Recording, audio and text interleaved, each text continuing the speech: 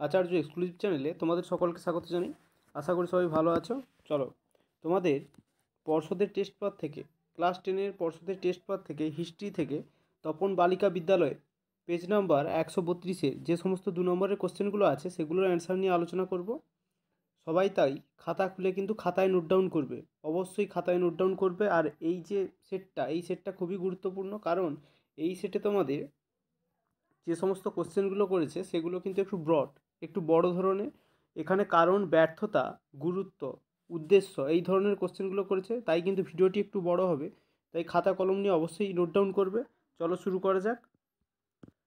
1 নম্বর question বলছে, আর বলে রাখি এর আগের যে সমস্ত সেটগুলো সেগুলো কিন্তু করিয়ে দিয়েছি, আর এর সঙ্গে এবিটি এর 8টা সেট করিয়ে দিয়েছি হিস্ট্রি থেকে, আর 2টো সেট করাবো এবিটিএ থেকে, আর এই সেটে আর মোটামুটি 10টা সেট করাবো। 132 নম্বর পেজ চলছে, আর কটা সেট বাকি আছে দেখে কিন্তু আমি করিয়ে দেবো।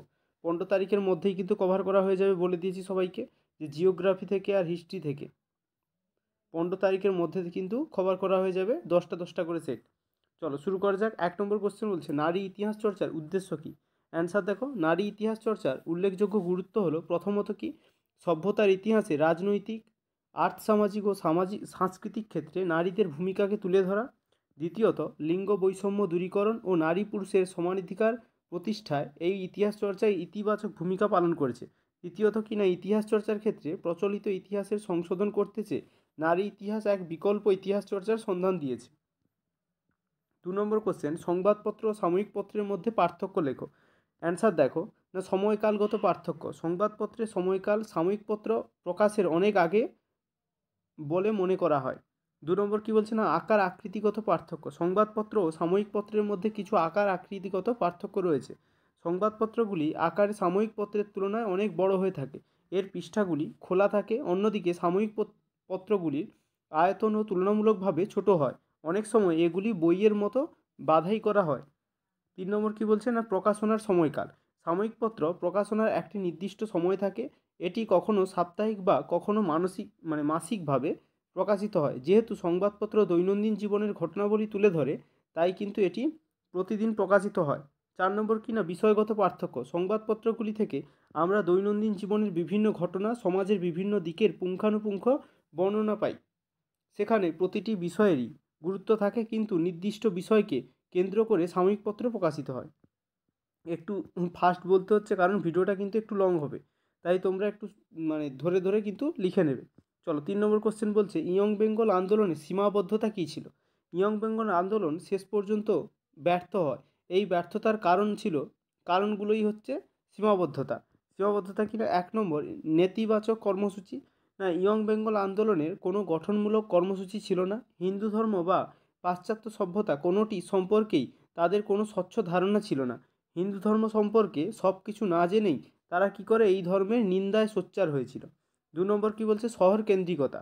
না, দেশের সাধারণ মানুষের সঙ্গে ইয়ং বেঙ্গল আন্দোলনের কোনো যোগসূত্র ছিল না। কিছু শহরের তরুণ বুদ্ধিজীবীর মধ্যেই এই আন্দোলন কিন্তু সীমাবদ্ধ ছিল। 3 নম্বর কী বলছে, না দরিদ্রদের প্রতি উদাসীনতা। দেশের দুর্দশাগ্রস্ত কৃষক ও শ্রমজীবী মানুষের জন্য তারা কিন্তু কোনো চিন্তাভাবনা করেননি। 4 নম্বর কিনা, মুসলিম যোগের অভাব। ইয়ং বেঙ্গল আন্দোলনের যাবতীয় কর্মপ্রয়াস পরিচালিত হয়েছিল হিন্দু ধর্মকে কেন্দ্র করে। মুসলিম সমাজের সঙ্গে ইয়ং বেঙ্গল আন্দোলনের কোনো কিন্তু যোগ ছিল না। এইগুলোই ছিল কিন্তু সীমাবদ্ধতা। 4 নম্বর কোশ্চেন কী বলছে, না মানবতা জাগরণে শ্রীরামকৃষ্ণদেবের অবদান কী? তোমরা এতটা না লিখে তোমাদের মতো নিজেদের মতো কিন্তু কিছু ইন্ট্রোডাকশন দিতে পারো। যেমন কি এখানে বলা আছে, ঊনবিংশ শতকে বাংলা তথা ভারতের সামাজিক ও ধর্মীয় ক্ষেত্রে বিভিন্ন ধারায় যে সংস্কার আন্দোলন এগিয়ে চললে তাদের কিন্তু নতুন যাত্রা যোগ করেন ঠাকুর শ্রী শ্রী রামকৃষ্ণ পরমহংসদেব 1836 থেকে 86 খ্রিস্টাব্দে। এইটা দেওয়ার পরে কিন্তু তোমরা সরাসরি চলে যাবে যে মানব সভ্যতার বিকাশে যেভাবে তিনি প্রচার করেন। 1 নম্বর দেবে যতমত ততপথ। না, তথাকথিত পাশ্চাত্য জ্ঞান বর্জিত সংস্কৃতি ও শিক্ষা দীক্ষাহীন দরিদ্র ব্রাহ্মণ পুরোহিত শ্রীরামকৃষ্ণ জাতিকে যতমত ততপথ এর সন্ধান দেন। তিনি তার সাধনার মধ্য দিয়ে উপলব্ধি করেছেন যে শৈব, বৈষ্ণব, হিন্দু, বৌদ্ধ, ইসলাম, খ্রিস্টান, সাকার, নিরাকার, দ্বৈত, অদ্বৈত প্রভৃতি সব সাধনার পথ ধরে ঈশ্বরের কাছে পৌঁছানো যায়। সাধন মার্গের সব পদ দিয়ে সত্য ও অভ্রান্ত। 2 নম্বর কি বলছে, কর্মই ধর্ম। না শ্রীকৃষ্ণ বলেছেন যে ঈশ্বর লাভের জন্য আচার অনুষ্ঠান, জপ তপ, মন্ত্রতন্ত্র, যাগযজ্ঞ, ঐচ্ছ সাধন, সুচিতা, সংস্কার ত্যাগ প্রভৃতির কোনো প্রয়োজন নেই। শুধু আন্তরিকতার দ্বারাই কোনো মানুষ প্রকৃত সত্যকে উপলব্ধি করতে পারবে। ঈশ্বর সাধনের জন্য তিনি সংস্কার ত্যাগ করতে বলেননি, বলেছেন সংসারের আসক্তি ত্যাগ করতে। কর্ম ত্যাগ করার কথা বলেননি, নিষ্কাম কর্মের কথা বলেছেন। তিনি মনে করতেন কর্মই ধর্ম। তিনি ঈশ্বর সাধনার নামে কর্মে অবহেলা ও পলায়নী মনোবৃত্তিকে ঘৃণা করতেন। 3 নম্বর কি বলছে না, শিবজ্ঞানে জীব সেবা। শ্রীকৃষ্ণের কাছে ধর্মের অর্থ হলো জীবের কল্যাণ এবং জীব সেবা। জীব দয়া নয়, শিবজ্ঞানে জীব সেবাই হলো ধর্মের মূল আদর্শ। তিনি বলেছেন যে প্রতিটি মানুষ এই মুক্ত পুরুষ ঈশ্বরের সন্তান। আচার অনুষ্ঠান সর্বস্ব উপাসনা নয়। শ্রী রামকৃষ্ণের কাছে জীবের সেবায় পরম ধর্ম। তার প্রচারের ফলে আচার অনুষ্ঠান সর্বস্ব হিন্দু ধর্ম জটিলতা মুক্ত হয়ে আবার প্রাণবন্ত হয়ে ওঠে। এইগুলোই কিন্তু মানব সভ্যতাকে এগিয়ে নিয়ে যেতে সাহায্য করেছে বা মানব কল্যাণের একটা নতুন দিশা দেখিয়েছে। 5 নম্বর কোশ্চেন কি বলছে, কেনারাম ও বেচারাম কি না বহিরাগত ব্যবসায়ীরা যখন সাঁওতালদের কাছে কৃষিপণ্য কিনত তখন বেশি ওজনের বাটখারা ব্যবহার করত। এই বাটখারা কেনারাম নামে পরিচিত ছিল। আবার ব্যবসায়ীরা যখন সাঁওতালদের কাছে লবণ, চিনি প্রভৃতি ভোগ্যপণ্য বিক্রয় করত তখন কম ওজনের বাটখারা ব্যবহার করত। এই ধরনের কম ওজনের বাটখারাকে বলা হতো কিন্তু বেচারাম। 6 নম্বর কোশ্চেন কি বলছে না, ফরাজি আন্দোলন ব্যর্থ হয় কেন? এটা খুবই গুরুত্বপূর্ণ কোশ্চেন, অ্যান্সারটা দেখে নেবে। হাজী শরীয়তুল্লাহ ও তার পুত্র দুদু মিয়া পরিচালিত ফরাজি আন্দোলনে পরবর্তীকালে নোয়া মিয়ার আমলে জনপ্রিয়তা হারিয়ে নিছক একটি ধর্মীয় আন্দোলনে পরিণত হয় এবং শেষ পর্যন্ত ঊনবিংশ শতাব্দীর শেষার্ধে এই আন্দোলন ব্যর্থতায় পর্যবসিত হয়। ফরাজি আন্দোলন ব্যর্থতার কারণগুলি হলো নিম্নরূপ। 1 নম্বর বলছে যোগ্য নেতৃত্বের অভাব। শরীয়তুল্লাহ ও দুদু মিয়ার মৃত্যুর পর ফরাজি আন্দোলনের নেতৃত্ব প্রদান করার মতো যোগ্য নেতৃত্ব অভাব ফরাজি আন্দোলনের ব্যর্থতার কিন্তু প্রধান কারণ ছিল। 2 নম্বর কি বলছে না, ধর্মীয় সংকীর্ণতা। দুদু মিয়ার মৃত্যুর পর তার পুত্র নোয়া মিয়া জমিদার ও ইংরেজদের বিরুদ্ধে প্রত্যক্ষ সংগ্রামের পথ থেকে সরে এসে ধর্মীয় সংগ্রামে মনোনিবেশ করে। ফলে এই আন্দোলনের জনপ্রিয়তা নষ্ট হয় এবং নিছক ধর্মীয় বৃত্তের মধ্যে আবদ্ধ হয়ে পড়ে। 3 নম্বর কিনা রাজনীতি থেকে বিচ্ছিন্ন হয়ে যাওয়া। দুদু মিয়ার মৃত্যুর পর এই আন্দোলন ব্রিটিশ শাসন বিরোধী কর্মসূচি থেকে বিচ্ছিন্ন হয়ে দুর্বল হয়ে পড়ে। 4 নম্বর বলছে কিনা সংহতির অভাব। সংকীর্ণ ধর্মবোধ দ্বারা এই আন্দোলন পরিচালিত হয়। উদারপন্থী মুসলমান সমাজ এই আন্দোলন থেকে দূরে থাকে, ফলে সংহতির কিন্তু একটা অভাব পরিলক্ষিত হয়। এই 4টা পয়েন্টই তোমাদের দিলে কিন্তু 2 নম্বরে কমপ্লিট হয়ে যাবে। চলো 7 নম্বর কোশ্চেন কি বলছে না, মধুসূদন গুপ্ত কী জন্য বিখ্যাত? অ্যান্সারটা দেখবে, এই কোশ্চেনটা কিন্তু অসংখ্য সেটে রয়েছে। পণ্ডিত মধুসূদন গুপ্ত ছিলেন একজন বাঙালি ব্রাহ্মণ, অনুবাদক এবং আয়ুর্বেদিক চিকিৎসক। তিনি পাশ্চাত্য চিকিৎসায়ও প্রশিক্ষিত ছিলেন এবং 1836 সালে কলকাতা মেডিকেল কলেজে ভারতে প্রথম মানব ব্যবচ্ছেদ করার কৃতিত্ব অর্জন করেন তিনি। সুশ্রুতের প্রায় 3000 বছর পরে তিনি পুনরায় সব ব্যবচ্ছেদে এগিয়ে আসেন।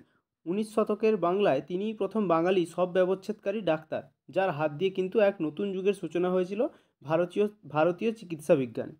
8 নম্বর কোশ্চেন, এই কোশ্চেনটা খুবই গুরুত্বপূর্ণ কোশ্চেন, ব্যঙ্গচিত্র কেন আঁকা হয়? অ্যান্সার দেখবে। আর একটা কথা বলে রাখি, আমি তো বলেই দিয়েছি তোমাদের 15 তারিখে যখন মানে কোশ্চেনগুলো সব কমপ্লিট হয়ে যাবে, বিটিএ এবং তোমাদের পর্ষদের টেস্ট পেপার থেকে যেই হিস্ট্রি এবং জিওগ্রাফি থেকে করাও বলেছি, ওটা কমপ্লিট হয়ে গেলে আমি কিন্তু তোমাদের লাস্ট মিনিট সাজেশন একটা দিয়ে দেবো। 20টা কোশ্চেন দেবো, 20 থেকে 22টা কোশ্চেন দেবো, ওর মধ্যে থেকে কিন্তু তোমরা 11টা কোশ্চেন পেয়ে যাবে।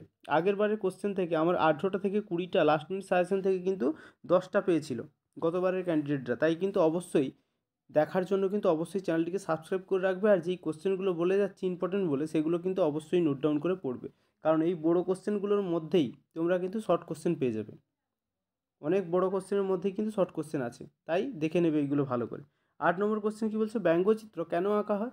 না সামাজিক ও ধর্মীয় কুসংস্কার, প্রশাসনিক ও রাজনৈতিক দুর্নীতির বিরুদ্ধে সরাসরি প্রতিবাদের পরিবর্তে উপহাসমূলক ও বিদ্রূপাত্মক সমালোচনার জন্য ব্যঙ্গচিত্র আঁকা হয়। যে কোনো বিষয় ও ঘটনাকে সাধারণ মানুষের কাছে সহজ সরল ও আনন্দদায়ক করতে ব্যঙ্গচিত্র অঙ্কন করা হয়। অসাধারণ ব্যঙ্গচিত্র শিল্পী ছিলেন গগেন্দ্রনাথ ঠাকুর, যার বিভিন্ন চিত্রে উপনিবেশিক সমাজ ব্যবস্থার ছবি তুলে ধরা হয়েছে। গিরীন্দ্রনাথ দত্ত 1872 খ্রিস্টাব্দের ফেব্রুয়ারি মাসে অমৃতবাজার পত্রিকায় মিউনিসিপ্যাল আইনের পরিপ্রেক্ষিতে প্রথম বাংলা ব্যঙ্গচিত্র কিন্তু প্রকাশ করেন। এখান থেকে কোশ্চেন দিতেই পারে যে প্রথম বাংলা পত্রিকায়, প্রথম অমৃতবাজার পত্রিকায় মিউনিসিপ্যাল আইনের পরিপ্রেক্ষিতে প্রথম বাংলা ব্যঙ্গচিত্র কে প্রকাশ করেন। এবার তোমরা সবাই জানবে যে ব্যঙ্গচিত্রের জনক কাকে বলা হয়, সেইটাই লিখে দেবে। অবনীন্দ্রনাথ ঠাকুর, গগনেন্দ্রনাথ ঠাকুরকে, সেটাই তোমরা লিখে দেবে। কিন্তু এক্ষেত্রে কী হবে, গিরীন্দ্রনাথ ঠাকুর দত্ত হবে। বোঝা গেছে? এই ধরনের কোশ্চেনগুলো কিন্তু ঘুরিয়ে দেয়, তাই অবশ্যই কিন্তু এই কোশ্চেনগুলো ভালো করে দেখবে। 9 নম্বর কোশ্চেন কী বলছে, এই কোশ্চেনটা কিন্তু অনেকগুলি সেটে আছে। এবিটিএ তো অসংখ্য সেটে দেখা যাচ্ছে। সভা সমিতির যুগ বলতে কী বোঝো, আর তোমাদের পর্ষদের টেস্ট পেপারও ব্যতিক্রম নয়। অ্যান্সার কী বলছে না, 19 শতকের মাঝামাঝি সাম্রাজ্যবাদী ব্রিটিশ শাসনের বিরুদ্ধে ভারতীয় জাতীয়তাবাদ জেগে ওঠে। জাতীয়তাবাদের বিকাশের শুরুতে ভারতীয়রা উপলব্ধি করে যে অত্যাচারী ব্রিটিশ শাসনের বিরুদ্ধে ভারতবর্ষের স্বার্থ রক্ষার জন্য রাজনৈতিক আন্দোলন গড়ে তোলা দরকার। এই প্রেক্ষাপটে 19 শতকে দেশের বিভিন্ন প্রান্তে কতগুলি রাজনৈতিক সংগঠন গড়ে ওঠে। এইভাবে 19 শতকের দ্বিতীয়ার্ধ জুড়ে বেশ কিছু রাজনৈতিক সংগঠন গড়ে ওঠায় ডক্টর অনিল শীল কিন্তু এই শতককে সভা সমিতির যুগ বলে অভিহিত করেছেন। এই সময় কলকাতায়, মাদ্রাজ এবং মুম্বাইতে অসংখ্য কিন্তু সভা গঠন হয়, সভা সমিতিগুলো গঠন হয়, যার জন্য এই সময়টাকে কিন্তু সভা সমিতির যুগ বলে অভিহিত করা হয়েছে। শ্রীরামপুর ত্রয়ী কারা? 10 নম্বর কোশ্চেন। হুগলি জেলা শ্রীরামপুর ব্যাপটিস্ট মিশন খ্রিস্ট ধর্ম প্রচার ও শিক্ষা বিস্তারের কাজ শুরু করে। শ্রীরামপুর ত্রয়ী হলেন উইলিয়াম ক্যারি, জোশুয়া মার্সম্যান ও উইলিয়াম ওয়াট। এই তিনজনকে একত্রে কিন্তু শ্রীরামপুর ত্রয়ী বলা হয়। 11 নম্বর কোশ্চেন, বারদৌলি সত্যাগ্রহের গুরুত্ব কী ছিল? গুজরাটের সুরাট জেলার বারদৌলি তালুকের কৃষকরা 1928 খ্রিস্টাব্দ নাগাদ এক শক্তিশালী সত্যাগ্রহ আন্দোলন শুরু করে, যা বারদৌলি সত্যাগ্রহ নামে পরিচিত। কারণ ও প্রেক্ষাপটটা লিখবে। হালি প্রথা, যেমন হালি প্রথা, এখান থেকে তোমরা হালি প্রথাটা পেয়ে যাবে। হালি প্রথা কী বললে এখান থেকেই তোমরা কিন্তু লিখে দিতে পারবে। হালি প্রথা বারদৌলিতে সম্পন্ন কৃষকেরা কুণবি পতিদার নামে পরিচিত ছিল। এদের অধীনে জমি চাষ করত ঋণদাস নামে এক ধরনের দাস শ্রমিক। এখানকার 60% মানুষ ছিল নিম্নবর্ণের কালীপরাজ বা কালো মানুষ। তাহলে কালীপরাজের অর্থ হচ্ছে কিন্তু কালো মানুষ। আর উচ্চবর্ণের মানুষেরা উজালি পরাজ বা সাদা মানুষ নামে পরিচিত। তাহলে উজালি পরাজ কারা ছিল না, সাদা মানুষ, সাদা মানুষেরা। হালি প্রথা অনুসারে এখানকার ভাগ চাষিরা কিন্তু উচ্চবর্ণের মালিকদের অধীনে শ্রমিক হিসেবে কাজ করত। খাজনা বৃদ্ধি সরকার বারদৌলি কৃষকদের ওপরে 1927 খ্রিস্টাব্দে খাজনার হার 22% বৃদ্ধি করে। ফলে কী হয়, কৃষকদের মধ্যে ক্ষোভ সঞ্চারিত হয়। দুর্ভিক্ষ, 1925 খ্রিস্টাব্দে বারদৌলিতে ভয়ানক বন্যা হয়। ফলে কৃষকদের ফসল নষ্ট হয়, সেখানে দুর্ভিক্ষের পরিস্থিতি তৈরি হয়। ফলে কিন্তু কৃষকদের অবস্থা শোচনীয় হয়ে ওঠে। 12 নম্বর কোশ্চেন, এই কোশ্চেনটা খুবই গুরুত্বপূর্ণ কোশ্চেন এবারের জন্য। আনন্দমঠ উপন্যাস কীভাবে জাতীয়তাবাদী ভাবধারাকে উদ্দীপ্ত করেছিল? অ্যান্সার দেখবে, ভারতের জাতীয়তাবোধ বিকাশের ক্ষেত্রে বঙ্কিমচন্দ্র চট্টোপাধ্যায়ের আনন্দমঠ উপন্যাসটি বিশেষ উল্লেখযোগ্য। আনন্দমঠ উপন্যাস 76-এর মন্বন্তরের পটভূমিতে, এখান থেকে একটা শর্ট কোশ্চেন হতে পারে যে আনন্দমঠ উপন্যাসটি কোন পটভূমিতে লেখা, তখন কিন্তু তোমাকে লিখতে হবে 76-এর মন্বন্তরের পটভূমিতে লেখা। চলো, রচিত এই উপন্যাসটি কিন্তু 1882 খ্রিস্টাব্দে প্রকাশিত হয়। 2 নম্বর, সন্তান দল। এইখান থেকেও কোশ্চেন আছে, সন্তান দল কাকে বলে। তাহলে এই জিনিসগুলো তোমরা যদি ভালো করে জেনে রাখো তোমাদেরই সুবিধা। তাহলে সন্তান দলের আদর্শে দেশের যুব সমাজকে দেশের পরাধীনতার শৃঙ্খল মোচনের জন্য এগিয়ে আসার আহ্বান জানানো হয়। দেশীয় সংস্কৃতি, এটা একটা আলাদা পয়েন্ট হবে। উপন্যাসে দেশীয় সংস্কৃতি ও ঐতিহ্যের ওপর গুরুত্ব দেওয়া হয়েছিল। 3 নম্বর, বন্দে মাতরম ধ্বনি। এই সঙ্গীতটি স্বদেশিকতার বীজমন্ত্র ছিল, বিপ্লববাদের প্রেরণা ও শক্তি ছিল। দেশের বৃহত্তর জনগোষ্ঠীকে উদ্বুদ্ধ করার ক্ষেত্রেও জাতীয়তাবোধ জাগরণের উপন্যাসটির বিশেষ ভূমিকা ছিল।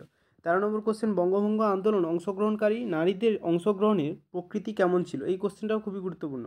ভূমিকা কি বলছে, বঙ্গভঙ্গ বিরোধী আন্দোলনকালে বাংলায় প্রথম জাতীয় সংগ্রামের পরিসরে যুক্ত হয়। অংশগ্রহণের বিভিন্ন দিক, বঙ্গভঙ্গ বিরোধী আন্দোলনে নারী সমাজের অংশগ্রহণের উল্লেখযোগ্য দিকগুলি হলো: 1 নম্বর, কর্মসূচির বাস্তবায়ন। বঙ্গভঙ্গ বিরোধী আন্দোলনে শহরের নারীদের অনেকেই বিদেশি বস্ত্র, চুড়ি সহ বিদেশি দ্রব্য সামগ্রিকভাবে বর্জন করেছিল এবং দেশি বস্ত্র ও দ্রব্য ব্যবহার শুরু করে। 2 নম্বর, অরন্ধন দিবস পালন। এই যে বঙ্গভঙ্গ কার্যকর হওয়ার দিনে কলকাতার নারী সমাজের এক বড় অংশ রামেন্দ্র সুন্দর ত্রিবেদীর আহ্বানে অরন্ধন কর্মসূচি পালন করে বঙ্গভঙ্গকে জাতীয় শোকের পর্যায়ে কিন্তু উন্নীত করে। 3 নম্বর কী বলছে না বিপ্লবী আন্দোলন। বঙ্গভঙ্গ বিরোধী আন্দোলনে একটি পর্যায়ে গুপ্ত পথে বিপ্লবী আন্দোলনের সূচনা হলে বিপ্লবীদের আশ্রয় দান করে গোপনে সংবাদ ও অস্ত্র সরবরাহ করে বেশ কিছু নারী এই আন্দোলনে কিন্তু অংশ নেয়। এ প্রসঙ্গে বিপ্লবী অমরেন্দ্র চট্টোপাধ্যায়ের মেজ পিসি ননিবালা দেবীর নাম কিন্তু উল্লেখযোগ্য। 4 নম্বর কিনা মতাদর্শ সার। বঙ্গভঙ্গ বিরোধী আন্দোলনকালে রবীন্দ্রনাথ ঠাকুরের ভগিনী ভাগ্নী সরলা দেবী চৌধুরানী ভারতী পত্রিকায় প্রবন্ধ প্রকাশের মাধ্যমে নারী শক্তিকে কিন্তু উজ্জীবিত করে তোলেন এবং বরাষ্টমী ব্রত কিন্তু প্রতাপাদিত্য ব্রত চালু করেন। বরাষ্টমী ব্রত কে চালু করেন তোমরা কিন্তু অবশ্যই আমাকে কমেন্টে জানাবে বরাষ্টমী ব্রত কে চালু করেছিল। 14 নম্বর কোশ্চেন, এই কোশ্চেনটাও খুবই গুরুত্বপূর্ণ কোশ্চেন। রশিদ আলী দিবসের তাৎপর্য কী? অ্যান্সার দেখো, আজাদ হিন্দ ফৌজের বিচারে ব্রিটিশ সরকার আজাদ হিন্দ বাহিনীর ক্যাপ্টেন আব্দুর রশিদকে 7 বছরের জন্য কারাদণ্ড দেয়। এর প্রতিবাদে গণপ্রতিবাদ 1 নম্বর 11 থেকে 13 ফেব্রুয়ারি কলকাতায় গণপ্রতিবাদ আন্দোলন শুরু হয়। কলকাতায় আব্দুর রশিদের মুক্তির দাবিতে কিন্তু ছাত্ররা বিশাল মিছিল বার করে। এই মিছিলে কংগ্রেস, মুসলিম লীগ, কমিউনিস্ট ও খালসা দলের পতাকা পাশাপাশি উঠতে থাকে। 2 নম্বর শ্রমিকদের যোগদান। ছাত্রদের এই মিছিলে শ্রমজীবী ও মানুষরাও যোগ দেন। পুলিশ এই শান্তিপূর্ণ মিছিলের ওপর লাঠি ও গুলি চালালে বিক্ষোভকারীরা কী করে না সরকারি সম্পত্তিতে অগ্নিসংযোগ করে। রশিদ আলীর মুক্তির দাবিতে কলকাতা ও শিল্পাঞ্চলগুলিতে শ্রমিক ধর্মঘট পালিত হয়। জনসভা কিনা 12 ফেব্রুয়ারি ওয়েলিংটন স্কোয়ারে পালন করা হয় রশিদ আলী দিবস। এই দিন জনসভায় একই মঞ্চে বক্তৃতা দেন গান্ধীবাদী নেতা সতীশচন্দ্র দাশগুপ্ত, কমিউনিস্ট নেতা সোমনাথ লাহিড়ী এবং মুসলিম নেতা কিন্তু হোসেন শহীদ সুরাবর্দী। এইটা ছিল এর গুরুত্ব কী না রশিদ আলী দিবসের বেশ কিছু গুরুত্ব ছিল, যেমন কি প্রথমত আজাদ হিন্দ বাহিনীর ক্যাপ্টেন, এটা ছিল আলীর প্রতি অন্যায় বিচারের বিরুদ্ধে একটি সফল প্রতিবাদ। দ্বিতীয়ত কি না এই আন্দোলনে ছিল মুসলিম লীগ, কমিউনিস্ট পার্টি ও ভারতের জাতীয় কংগ্রেসের ঐক্যবদ্ধ আন্দোলন। 15 নম্বর কোশ্চেনটা রেডি করা নেই, এটা কিন্তু রেডি করে আমি পরের ভিডিওগুলোতে দিয়ে দেবো একটায়। 16 নম্বর কোশ্চেন কী বলছে না পত্তি শ্রীরামলু কে ছিলেন? এই কোশ্চেনটাও অসংখ্য সেটে দেওয়া আছে।